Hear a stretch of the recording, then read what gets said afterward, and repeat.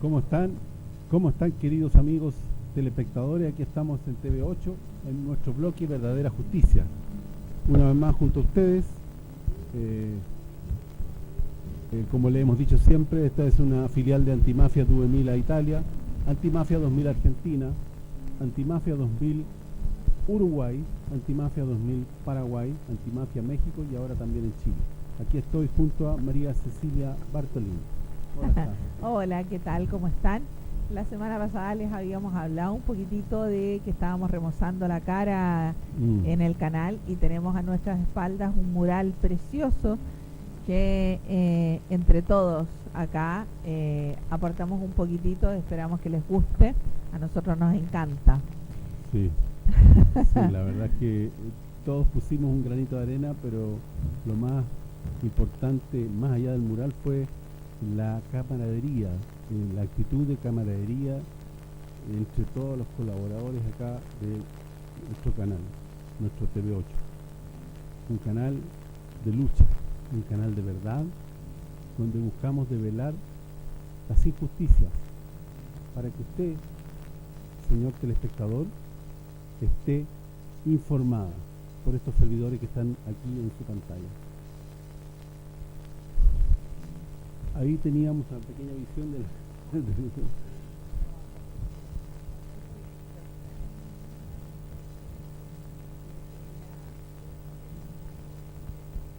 Sí.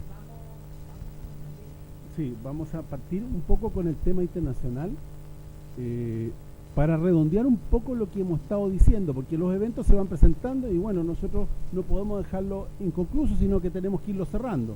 Algo que dijimos en programas anteriores, darle el término, darle la evolución, seguir con la evolución de la noticia, ¿no? Esa es la idea. Entonces, nuestra obligación con ustedes, señores telespectadores, es redondear la noticia, donde quedó. Para eso vamos a partir con un video que tenemos ahí. Carlito. Sí, bueno, el primer video que vamos a hablar para que la gente vamos a hablar de los famosos cascos blancos que se supone que son una fuerza imparcial de las Naciones Unidas y que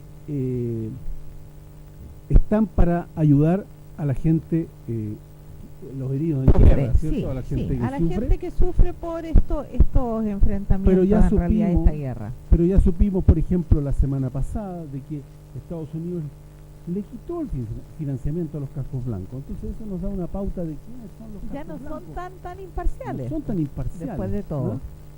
Por alguna razón le quitaron el financiamiento a este grupo de cascos blancos que son árabes, la mayoría son árabes sauditas y que están siempre recurriendo o socorriendo a la población, se supone. Eso es lo que nos muestran, eso es lo que nos cuentan. Vamos a ver sí, qué es lo que son realmente los cascos blancos.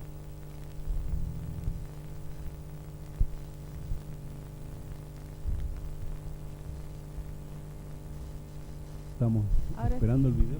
Sí, bueno, sí, ya viene. Ya va a venir el video.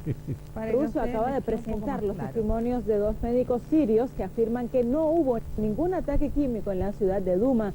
Asimismo, comentan que en los videos en los que según los países occidentales se muestran las víctimas de dicha agresión, en realidad son imágenes de los heridos en un bombardeo a un edificio. El 8 de abril, el domingo, fue bombardeado uno de los edificios. Las plantas de arriba fueron destruidas. Se llevaron en ambulancia a los heridos de las plantas de arriba. En la baja se produjo un incendio. Esta planta y el sótano se llenaron de humo. Los llevaron a urgencias. Empezaron a atender a los heridos y cuando trabajábamos no nos dábamos cuenta de quién nos estaba grabando. Nos filmaban cuando llegó un hombre y empezó a gritar que era envenenamiento químico. Este hombre, un desconocido, decía que la gente había resultado afectada por armas químicas. La gente se asustó y empezaron a echarse agua unos a otros y a respirar de los inhaladores. Los médicos del hospital nos decían que no había un envenenamiento químico. Me llamo Jalil, soy estudiante de la Universidad de Medicina. Trabajo en el Hospital Central de la ciudad de Duma, en el departamento de urgencias. El 8 de abril bombardearon un edificio. Las plantas de arriba fueron destruidas y en la primera se produjo un incendio. Nos trajeron a todas las víctimas de ese edificio.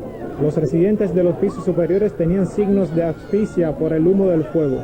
Ayudamos ante los síntomas de asfixia. Cuando prestaba ayuda llegó un extraño, no lo conocía. Dijo que había sido un ataque con sustancias tóxicas. Todos se asustaron, hubo una lucha. Los familiares de los heridos empezaron a echarse agua unos a otros. Otras personas que no tienen información médica empezaron a poner tratamientos para el asma en las bocas de los niños. No vimos ningún paciente con signos de envenenamiento químico. Estas personas incluso se reconocieron a sí mismos en los videos que supuestamente muestran los efectos del ataque químico. Ese soy yo. Ese soy yo. Esta chica ya tenía asma, y por lo del gas venenoso, asma. Ese soy yo. Fue pánico. Cuando la gente se asustó, cundió este pánico. Ese soy yo. Estamos viendo precisamente el video y se puede observar al mismo hombre que ha dado la entrevista y que estaba en el hospital en el momento en que comenzó el pánico por los gritos de un desconocido sobre un presunto ataque químico, después del cual no se registró ni un paciente con síntomas de intoxicación. Recordemos que este mismo video, revelado por grupos opositores sirios, trascendió en importantes medios sin ser verificado. El ministro de Exteriores ruso, Sergei Lavrov, señaló que este material usado como evidencia por los países occidentales fue fabricado con la ayuda de servicios de inteligencia extranjeros. Según el alto cargo de la defensa rusa, los cascos blancos que supuestamente grabaron el video estaban siendo presionados por Londres antes de orquestar el supuesto ataque químico. Sabemos seguro que del 3 al 6 de abril los representantes de los así llamados cascos blancos recibieron una fuerte presión por parte de Londres para la pronta realización de la provocación preparada previamente. Indicaron a los cascos blancos que del 3 al 6 de abril los combatientes del grupo Jaish al-Islam llevarían a cabo una serie de poderosos bombardeos con artillería en la ciudad de Damasco. Esto provocaría una respuesta de las tropas del gobierno que los cascos blancos deberían utilizar para realizar la provocación con supuestas armas químicas.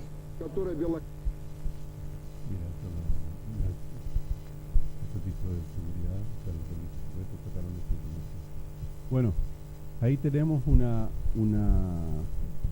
evidencia de cómo el espectáculo hollywoodense que generó un ataque unilateral de las fuerzas de Estados Unidos, Francia e Inglaterra, que salió en todos los medios masivos del mundo, porque había el gobierno sirio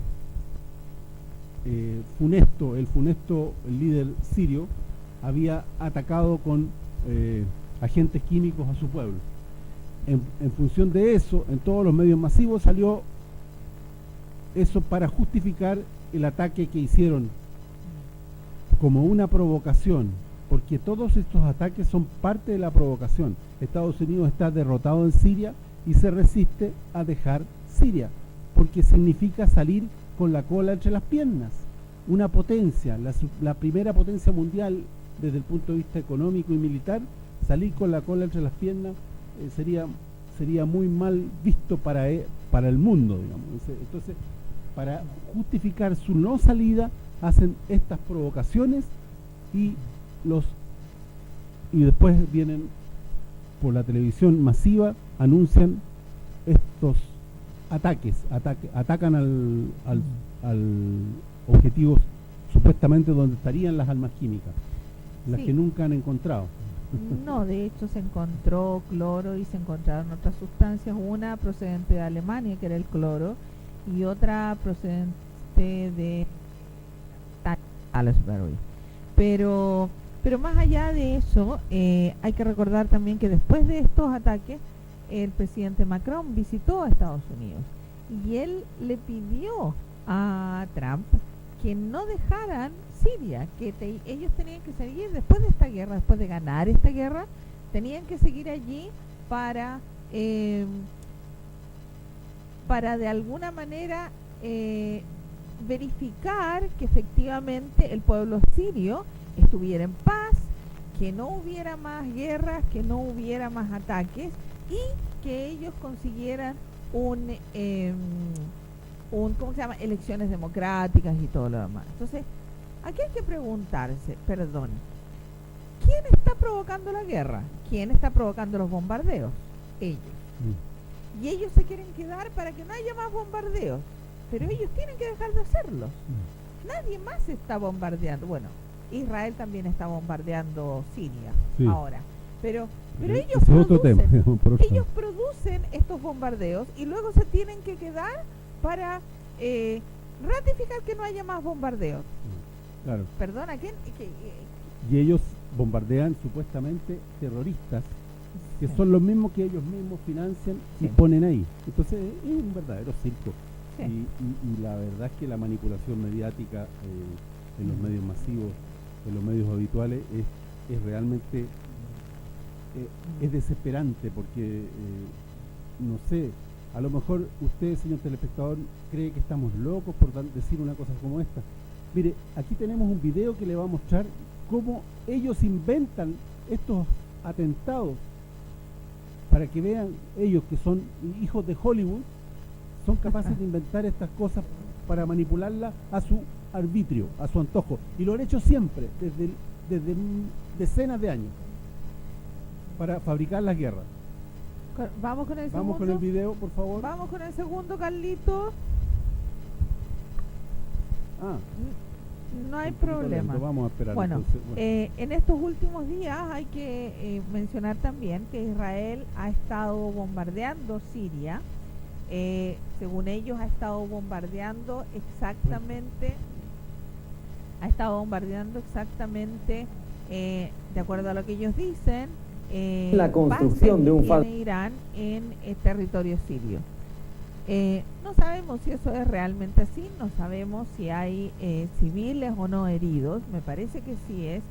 Y de acuerdo a lo que ha dicho Netanyahu, Irán cruzó la línea roja, por lo tanto ellos no van a permitir y van a seguir bombardeando Siria, los lugares donde están los iraníes. Claro, y lo que ha detonado estos bombardeos israelí ha sido justamente falso atentado que persigue un mismo fin pero sin víctimas reales: manipular la opinión pública. En este vídeo verán la secuencia de la simulación que se teatraliza en un barrio cualquiera de Irak. Un hombre se acerca a un coche y coloca un artefacto explosivo en su interior. Acto seguido abandona el lugar en otro vehículo. Cuando la bomba explota, la calle está completamente vacía. No hay sangre ni víctimas mortales. Pero miren ahora, tras unos segundos de deflagración, la zona se llega de figurantes, actores caracterizados con ropas rasgadas y manchadas de rojo, para simular un atentado con numerosas víctimas mortales. En la escena hay hasta una furgoneta que hace las veces de ambulancia, todo perfectamente sincronizado para dar forma a este teatro. Unos corren a tumbarse en el suelo, otros hacen gestos de señal de petición de ayuda, todos actores. Unos metros más allá, otros figurantes parecen auxiliar a los heridos mientras el coche de la explosión arde en el fondo del plano. Todavía no han llegado las cámaras, pero ellos ya empiezan a cargar a las falsas víctimas en las ambulancias movilizadas para la ocasión. Segundos después, la calle ya se ha llenado de gente. Una vez están todos en sus puestos, el último paso es llamar a los periodistas. Estos vídeos son los llamados ataques de falsa bandera y sus fines son, como decimos, propagandísticos. El vídeo original del montante corresponde al día 30 de octubre del pasado año y tiene decenas de miles de visitas. Su puesta en escena es tan realista que incluso llegó a caer en el engaño la prestigiosa agencia de noticias Reuters y lo publicó incluso como un atentado real con 8 víctimas mortales. Como están viendo, la realidad y la ficción cada vez son más difíciles de distinguir.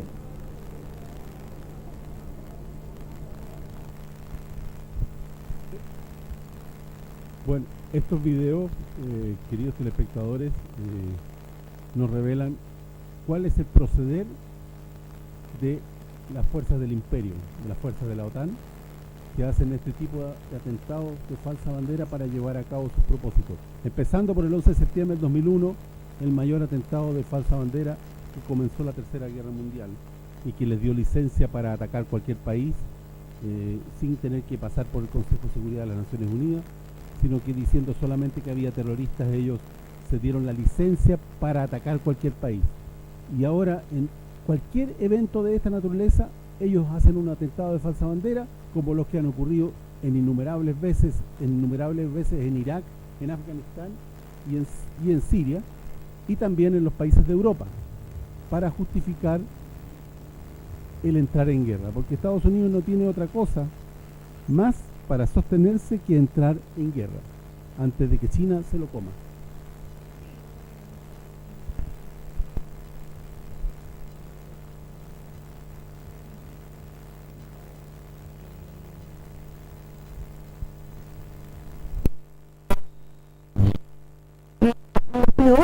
De esto es que efectivamente en terreno nosotros les hemos mostrado alguna vez los videos que ha hecho esta periodista Carla Ortiz, y que ella dice que ella está en terreno, ella efectivamente está en terreno y no hay más periodistas en terreno. Entonces a los periodistas les llegan estas filmaciones y ellos las pasan como si fueran ciertas. Entonces uno no puede llegar y creer todo lo que ve, porque acabamos de ver el simulacro de un bombardeo donde supuestamente había 8 personas muertas y no había ningún muerto, era un montaje. Entonces tenemos que tener mucho cuidado en qué es lo que creemos de lo que nos están mostrando, qué tan verdad es aquello. Ahora, con lo que yo te estaba conversando acerca de los bombardeos de Israel a Siria. Rusia había dicho que no iba a permitir que Israel o que nadie más bombardeara Siria, qué sé yo. Ahora, la pregunta es, ¿qué papel está jugando hoy Rusia? Porque Israel está bombardeando Siria y lo va a seguir bombardeando mientras haya iraníes o soldados o tengan una base allí en territorio sirio. Lo ha dicho con todas sus palabras. Sí. De hecho, dijo que habían cruzado la línea roja y que ellos no lo iban a permitir, con la soberbia que le conocemos de siempre a Netanyahu. Entonces, ¿cuál es el papel de Rusia? Rusia, al menos lo que se ha visto, no ha hecho nada. Nada. ¿Qué está esperando? ¿Está esperando algo? ¿O va a dejar que esto pase? No, les puso una línea roja. De hecho, Netanyahu acaba de ir a Moscú días pasados, hace 2 días atrás, a hablar con Putin, como a pedirle permiso. Mira, yo voy a bombardear hasta aquí, déjame bombardear hasta aquí, y le puso una línea roja. Eso es lo que dicen los analistas. Entonces, hasta aquí no hay problema. Sí, claro, pero finalmente los únicos que sufren son los civiles. Sí, porque claramente estos bombardeos, la verdad es que yo no he visto ni he sabido de que haya información acerca de personas muertas o civiles muertos, que lo más probable es que los haya, porque siempre los hay. Sí. Y siempre la gran mayoría de ellos son los niños, las mujeres y los ancianos que permanecen en sus casas porque es más difícil que ellos escapen. Entonces, ¿quiénes sufren con todo esto? La gente civil. Los inocentes, una vez más, vuelven a sufrir por la soberbia de aquellos que no quieren ser pasados a llevar. Sí. ¿Dónde nos va a llevar esto? La verdad es que tenemos que esperar a ver qué es lo que pasa. Seguiremos monitoreando. Porque la verdad es que es bien complicado el tema, y esto es un polvorín. En el minuto en que esto pase a más allá, de hecho, tal como tú mencionabas, Estados Unidos se salió hace unos días atrás de este convenio que habían hecho de desarme de Irán. Irán ha cumplido con todo lo que se le ha pedido. De hecho, la OPAC ha estado permanentemente en Irán viendo que ellos no procesen uranio empobrecido, que sirve para el tema de las bombas nucleares. Bueno, ellos han cumplido con todo, y hoy Estados Unidos se sale y dice que además va a implementar sanciones aún más severas en contra de Irán. ¿Por qué? Si Irán ha cumplido todo lo que el convenio dice, según Estados Unidos, este convenio no le sirve a Estados Unidos. Pero si no es para que le sirva a Estados Unidos, es para que no se proliferen más las armas atómicas, es para marcar un alto, ya no más de fabricación de armas atómicas, pero no es para que le sirva a un país o a otro. Pero hay una soberbia tan grande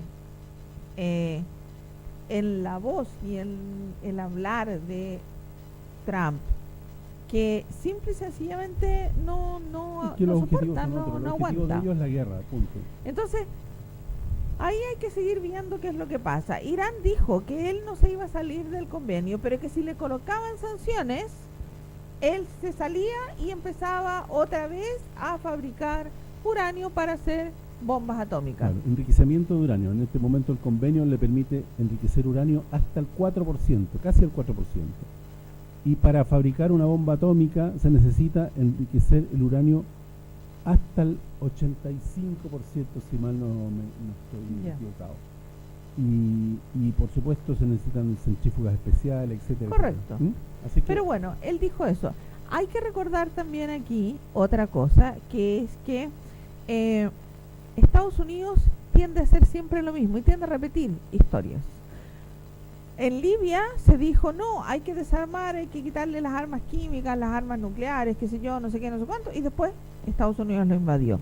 Con Irak la misma historia. Dijo que había armas químicas aquí y allá, ¡pum!, lo invadió. Entonces, y nunca hubo. Entonces, aquí Estados Unidos lo que quiere es desarmar a alguien, ¿para qué? ¿Quiere invadirlo? O sea, tenemos claro cuál es el interés. Entonces, como un país, que es un pequeño país, si bien es cierto, es rico, pero es un país pequeño, al lado de Estados Unidos, al lado de lo que es sus aliados de Europa, ¿no es cierto? Es un país pequeño. ¿Cómo me desarmo si yo sé que me van a venir a invadir? Bueno, lo que hizo Corea del Norte. ¿Cómo me desarmo? Entonces, no es lógico. Y finalmente, cada uno está protegiendo a su propio país y a su propia gente. Bueno, Cecilia, ¿te parece que cambiemos de tema? Bueno. Vengámonos aquí a nuestro país. Cambiemos un poco de tema. Ahí tenemos esa noticia impactante. Bueno, vamos. Nosotros habíamos estado hablando un poquitito del tema de los pueblos originarios, en el caso de los mapuches inclusive, y de la represión brutal que sufren los mapuches. Ahora, estamos hablando de que el jueves pasado, no me recuerdo exactamente la ¿cómo que se llama? 22 de marzo. Según la denuncia que se hizo, 3 policías detuvieron a 4 chicos, a niños. Estoy hablando de niños entre 12 y 14 años. No estoy hablando de jóvenes de 18 años. No, a niños. Venían saliendo del colegio y los separaron, los llevaron a un lugar donde había matorrales altos, por lo tanto desde la carretera o desde la calle donde ellos venían saliendo y desde donde ellos estaban no se podía ver de un lado o de otro. Uno de los chicos cuenta, dice, primero me hicieron sacar la mochila, después sacarme las zapatillas, los calcetines y el pantalón, y me querían hacer sacar la ropa interior, pero yo me negué. Pero no era el derecho de ser controlado o de hacer un control a un menor de edad. La denuncia dice que además, que primero es ilegal, tú puedes hacer una detención para control de identidad a un mayor de 18 años, de 18 años para arriba. No lo puedes hacer con un menor, eso está prohibido por ley. Entonces, violan eso, primero, los carabineros. Segundo, los hacen desvestirse. Los palparon primero con ropa, los hicieron desvestirse y luego otro de los chicos cuenta de que fueron registrados. Registraron sus ropas de los muchachos mediante palpaciones y luego dice fueron obligados a sacarse y a bajarse los pantalones y los tocaron entre medio de las piernas, en las espaldas y todo lo demás.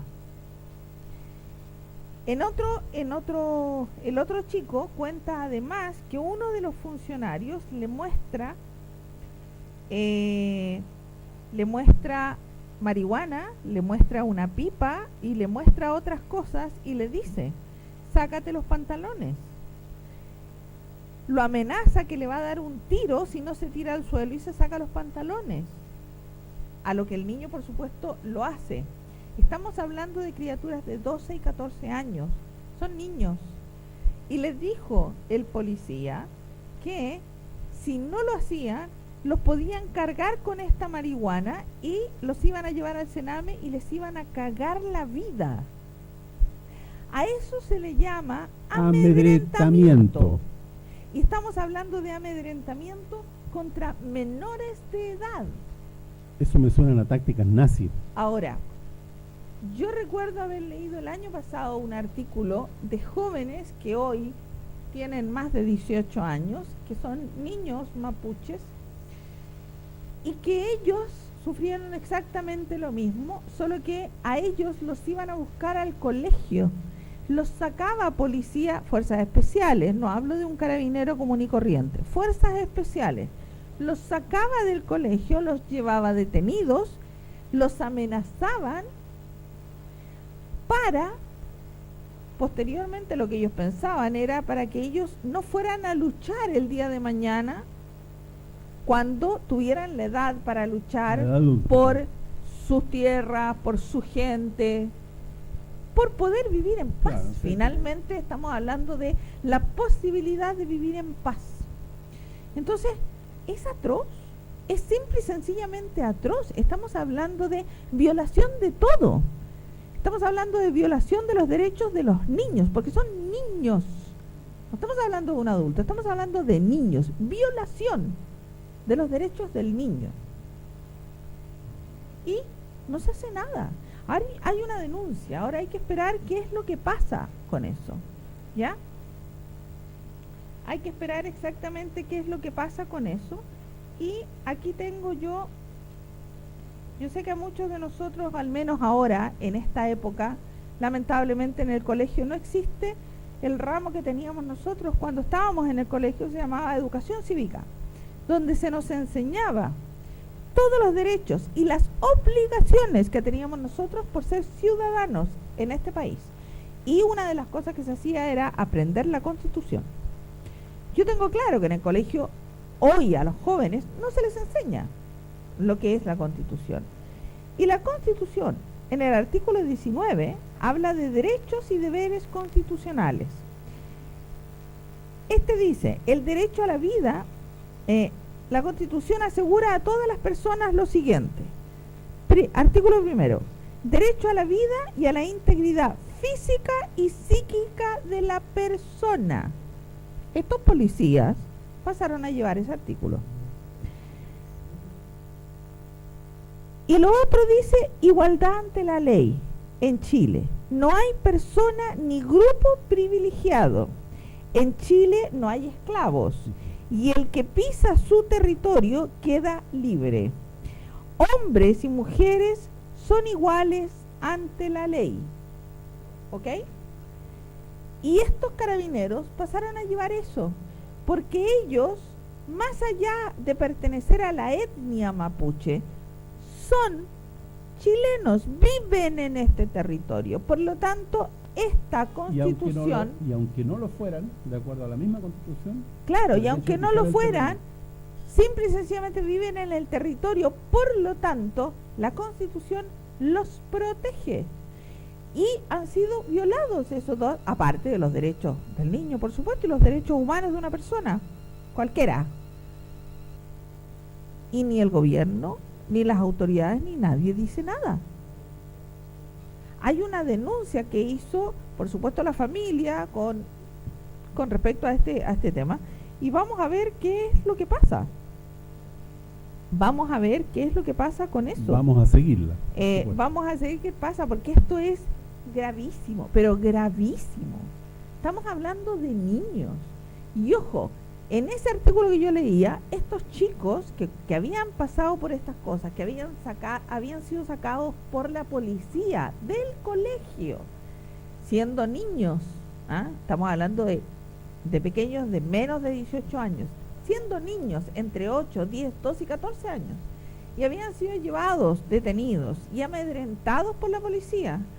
Hoy son aquellos que luchan y van a seguir luchando, porque en vez de quitarle las ganas de luchar, ellos mismos comentaban, nosotros hoy tenemos aún más ganas de luchar para liberar a nuestro pueblo. Correcto.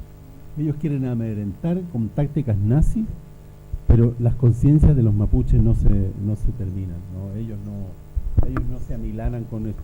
La verdad es que no, porque el que conoce como un poquito al pueblo mapuche se da cuenta que ellos tienen una conciencia muy grande, digamos, sí. Y entonces tienen conciencia de lo que tienen que hacer y están dispuestos a dar la vida.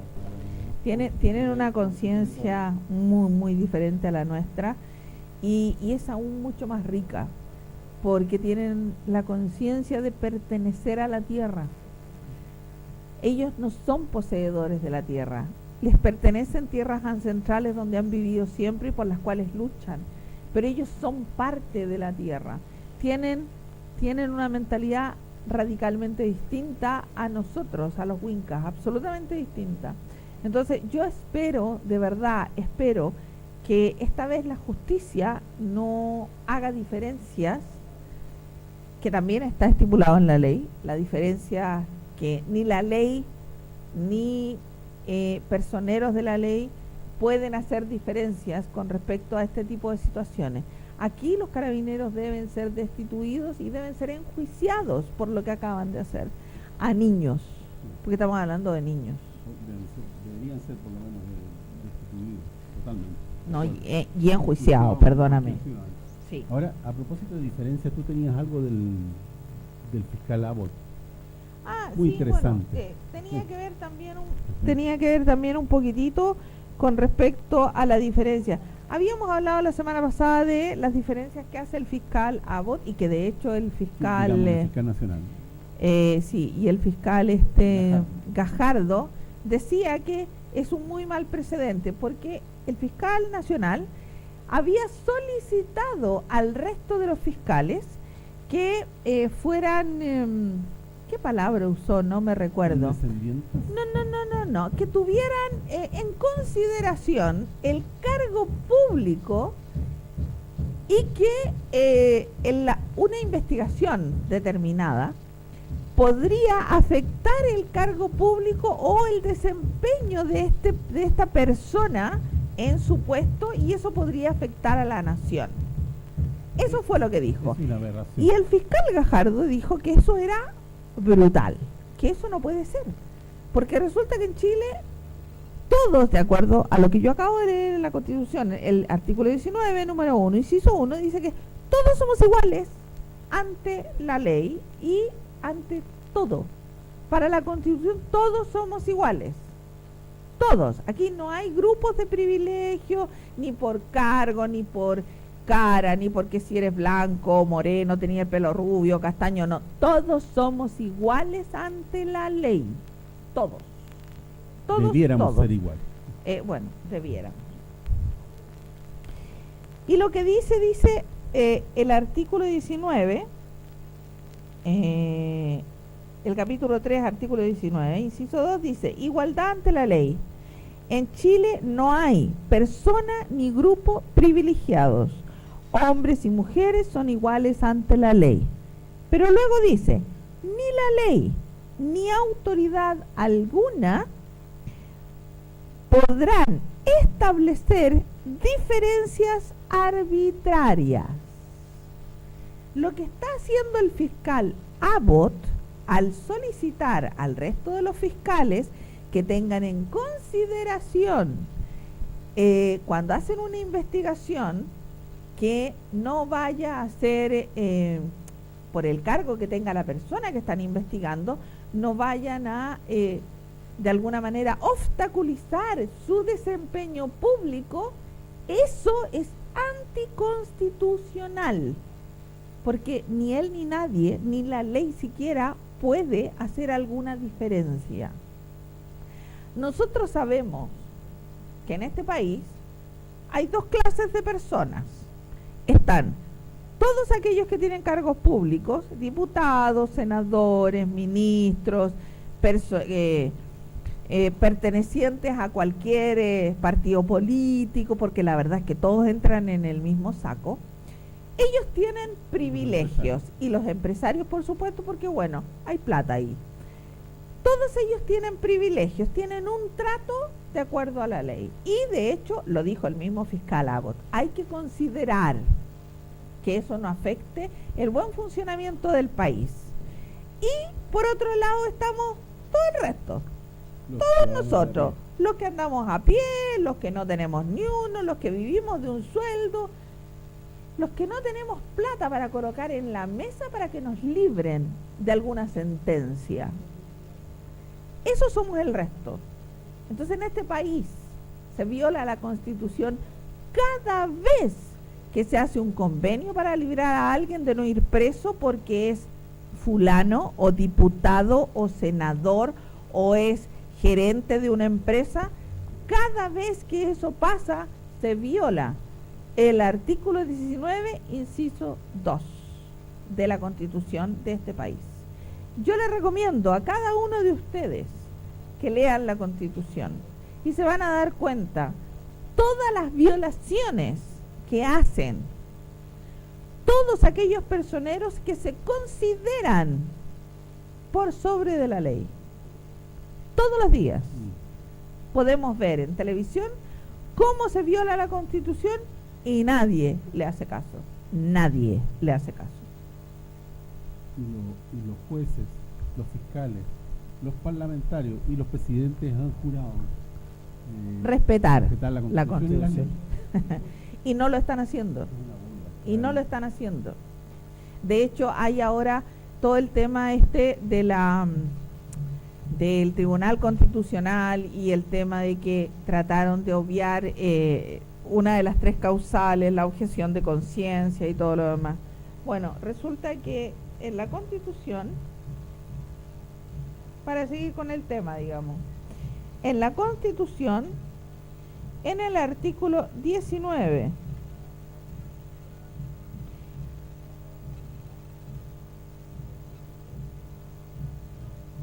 en el inciso 1, cuando habla de todas las personas, la Constitución asegura a todas las personas, primero, el derecho a la vida y a la integridad física y psíquica de la persona, y como segundo dice, la ley protege la vida del que está por nacer.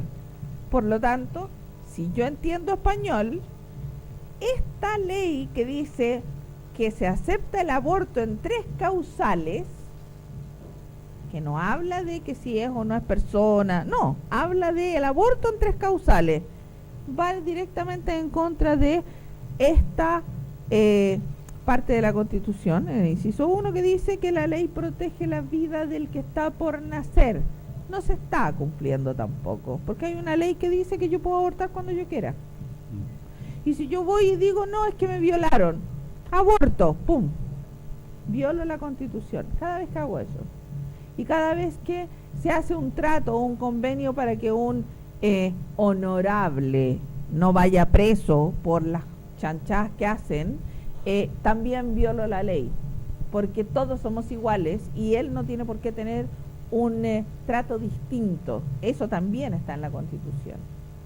Entonces, yo los invito a todos y cada uno de ustedes a ver, leer y aprendernos un poquitito la Constitución, para que no nos vengan a contar cuentos después. Todos los días en este país se viola la Constitución de una u otra manera. Todos los días. Bueno, ¿qué te parece si hablamos un poquito de la actualización del TLC con Canadá y la tramitación del TLC con Uruguay en la Cámara de Diputados? Ya. Pensé que iba a hablar del tema del agua. Bueno, hablemos del agua primero, entonces, un problema. El agua es más importante, el agua es fundamental para la vida. No, pues tú estás ahí. El gobierno está sacando creemos que a partir de la movilización que hubo por el movimiento, por las aguas y los territorios, que hubo una tremenda movilización hace un par de semanas atrás, está sacando una modificación al Código de Aguas, aparentemente recogiendo el guante de la movilización. Pero modificar el Código de Aguas no sirve de nada si no se modifica la Constitución, porque la Constitución, si en orden de prelación está la Constitución, que son los estatutos, después viene la ley y después está el código específico, que es como una especie de reglamento de aplicación de la ley.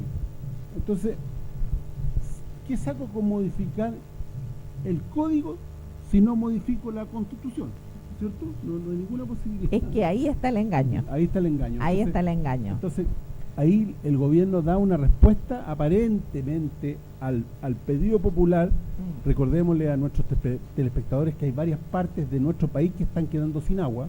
Sí, por este mercantilismo exagerado del agua, de los derechos de agua, y que de los grandes agricultores y las mineras que están llevando el agua y que compran derechos de agua y se mercantilizan o se comercializan en forma individual de la tierra. O sea, yo puedo no tener tierra y tengo derechos de agua. Correcto, lo que pasa es que dentro de la Constitución se le entrega a la persona que tiene o que se le da en concesión un territorio, ya sea para explotación de minas o lo que sea, se le da la propiedad del agua. Claro. ¿Ya? En el fondo lo que se hace es considerar el agua un bien comerciable, ¿ya? Y se le cede de manera gratuita. Se le cede a esta persona que está haciendo la explotación o que compra un predio, se le cede ¿cómo que se llama? Se me fue. Se le cede la propiedad del agua, por lo tanto le pertenece a él. Antes de esta Constitución el agua era un bien público, le pertenecía a todo el mundo, por lo tanto estaba asegurada. Yo no puedo y no podía en esa época tomar el agua, cortarla y dejar al resto de mis vecinos, por ejemplo, sin agua, porque el agua era un bien público, no me pertenecía, si bien pasaba por mi tierra, pero yo no tenía el derecho de cortarla para que el resto se quedara sin agua. No, hoy eso sí puede pasar. Siempre, claro, si tú tienes el derecho porque lo has comprado, lo has adquirido, claro que puedes hacerlo. Sí, claro, que más de la mitad de los derechos de agua no se han regalado, no se han vendido, que quede claro. Entonces, ya. Si el gobierno ahora está promoviendo un cambio en el Código de Agua, no sirve de nada, porque resulta que en la Constitución el agua está como un bien comerciable. Entonces lo que hay que hacer es cambiar la Constitución. Y eso también, por favor, les pido a ustedes que lean el artículo 19, donde están los derechos y deberes constitucionales. Porque también están los derechos y deberes de los senadores, los diputados, está todo eso. Pero los deberes y derechos constitucionales es importante, es muy importante que usted, señor, señora, lo sepa. Que tú, joven, lo sepas. Es importantísimo. Entonces, si no cambiamos la Constitución, cambiar o no el Código de Agua no sirve absolutamente de nada. De nada. Eso es darle una pastillita y un dulcecito a los que protestaron el otro día porque no quieren que haya más protesta. Pero lamentablemente para este gobierno y para todos los que vengan, la gente que protesta sabe mucho más de la Constitución de que los mismos propios que están ahí en el gobierno saben de la Constitución. Y esta Constitución son gente preparada. La Constitución favorece el capital y la acumulación de riqueza. Nada más. Y la desigualdad en nuestro país. Por eso es que esta Constitución tenemos que cambiarla. Luchar para cambiarla. Sí. Bueno, queridos telespectadores, nos avisan de producción que estamos ya... Se nos acabó el tiempo. Lamentablemente el tema del TLC con Canadá y TLC con Uruguay lo vamos a tener que dejar para la próxima semana, seguramente. Pero la próxima semana tenemos a alguien. Tenemos un invitado la próxima semana. Así que ahí la próxima semana tenemos invitadito, así que ahí vamos a tocar el tema de los TLC mucho más en profundidad también, y ahí les vamos a contar qué es lo que está pasando. Yo me despido, muchísimas gracias. Sí, yo también me despido. Muchas gracias. Hasta la próxima semana. Por soportarnos. Gracias.